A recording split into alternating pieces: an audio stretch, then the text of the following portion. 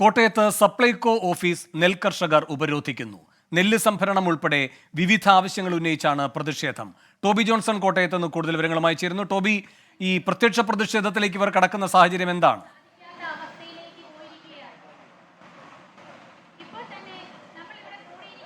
വേണു, കഴിഞ്ഞ കുറേ നാളുകളായിട്ട് കർഷകർ അവരുടെ പ്രശ്നങ്ങൾ മുന്നോട്ട് വെക്കുന്നുണ്ട്. നെല്ല് സംഭരണം ഒരു വശത്ത് ഉണ്ട്, അതുപോലെ തന്നെയാണ് ഉഷ്ണതരംഗം. കഴിഞ്ഞ കുറേ ദിവസങ്ങളായി കനത്ത വേനലിൽ വലിയ നഷ്ടമുണ്ടായിട്ടുണ്ട്.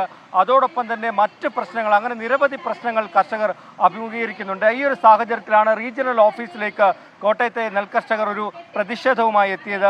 കഴിഞ്ഞ കുറേ നാളുകളായി ആവശ്യപ്പെടുന്നുണ്ട് ഈ പ്രശ്നങ്ങൾ പരിഹരിക്കണമെന്ന്. പക്ഷേ അതൊന്നും തന്നെ പരിഹരിക്കാൻ സർക്കാരോ അധികാരികളോ തയ്യാറാകാത്തൊരു സാഹചര്യത്തിലാണ് ഇത്തരത്തിൽ ഒരു പ്രതിഷേധത്തിലേക്ക് വന്നിരിക്കുന്നത്. എന്നോടൊപ്പം ഇപ്പോൾ കൃഷ്ണപ്രസാദ് കൂടി ചേരുന്നുണ്ട്. നമുക്കറിയാവുന്നതുപോലെ ചങ്ങനാശ്ശേരി മേഖലയിൽ കൃഷി നടത്തുന്ന ഒരു വ്യക്തിയാണ്. അദ്ദേഹം പോലും പ്രതിഷേധവുമായി എത്തിയിരിക്കുന്നു. ഏത് സാഹചര്യത്തിലാണ് കർഷകർ ഇത്തരത്തിലുള്ള ഒരു പ്രതിഷേധം? ഞങ്ങൾക്ക് ഈ പറഞ്ഞ ഉഷ്ണതരംഗത്തെയും മറ്റുള്ള പ്രളയങ്ങളെയും എല്ലാം തരണം ചെയ്തുകൊണ്ട് ഞങ്ങൾ ഉൽപ്പാദിപ്പിക്കുന്ന നെല്ല് അത് കൃത്യമായിട്ട് സപ്ലൈകോ എടുത്തുകൊണ്ട് പോകാത്തതും അതിനേക്കാൾ കൂടുതലായിട്ട് മോയ്സ്ചർ എന്ന് പറഞ്ഞ് വളരെ കൂടുതൽ 1-2 കിലോ മോയ്സ്ചറിൻ്റെ തൂക്കം കുറയ്ക്കേണ്ട സ്ഥാനത്ത് 15-20 കിലോ കുറയ്ക്കുന്ന ഒരവസ്ഥ പ്രൈവറ്റ് മില്ലുകാരുടെ ഭാഗത്തു നിന്നും ബ്രോക്കർമാരുടെ ഭാഗത്തു നിന്നും ഞങ്ങൾക്കുണ്ടാകുന്നു. അതുകൂടാതെ നെല്ലെടുത്തതിന് ശേഷം ഇപ്പോൾ ഈ പറഞ്ഞ പോലെ ഏതാണ്ട് ഏപ്രിൽ ആദ്യം വരെ ഞങ്ങൾക്ക് പൈസ കിട്ടി. എന്താണെന്ന് വെച്ച് കഴിഞ്ഞാൽ ഏപ്രിൽ അവസാനമായിരുന്നു ഇലക്ഷൻ. ആ ഇലക്ഷൻ വരെ ഞങ്ങൾക്ക് അതിന് മുമ്പുള്ള പൈസയായിട്ട് കുറച്ചൊക്കെ കണ്ണിൽ പൊടിയിടാൻ വേണ്ടി കിട്ടി. അത് കഴിഞ്ഞ് ഇതുവരെയും ഏതാണ്ട് 1 മാസത്തിൽ കൂടുതലായിട്ട് ഞങ്ങൾക്ക് പൈസ കിട്ടുന്നില്ല. ശക്തമായിട്ട് ഈ പ്രതിഷേധം മുന്നോട്ട് കൊണ്ടുപോകാനാണ് തീരുമാനം? പ്രതിഷേധിക്കാനല്ല ഞങ്ങൾക്ക് സമയം, ഞങ്ങൾക്ക് കൃഷി ചെയ്യാനാണ് സമയം.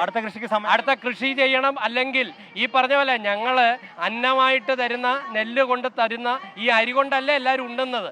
എല്ലാവരും ഒന്ന് മനസ്സിലാക്കണം. ഞങ്ങൾ കഷ്ടപ്പെടുന്നത് സമരം ചെയ്യാനല്ല.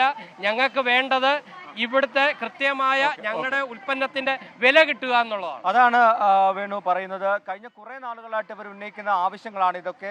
അതെല്ലാം സർക്കാർ പരിഹരിക്കാതെ വന്ന ഒരു സാഹചര്യത്തിലാണ് ഇത്തരത്തിലൊരു പ്രതിഷേധത്തിലേക്ക് അവർ എത്തിയതെന്നാണ് ഇപ്പോൾ എല്ലാവരും പറയുന്നത്, കർഷകരടക്കമുള്ളവർ പറയുന്നത്. ടോബി ജോൺസണാണ് കോട്ടയത്ത് നിന്ന് വിവരങ്ങൾ നൽകിയത്. ലോകത്തെവിടെയായാലും ഏത് സമയത്തും 24 വാർത്തകളും ഓഗ്മെന്റഡ് റിയാലിറ്റി പാക്കേജുകളും എക്സ്പ്ലെയിനറുകളും വിശദമായി കാണാൻ ഞങ്ങളുടെ യൂട്യൂബ് ചാനൽ നിങ്ങൾക്ക് സബ്സ്ക്രൈബ് ചെയ്യാം.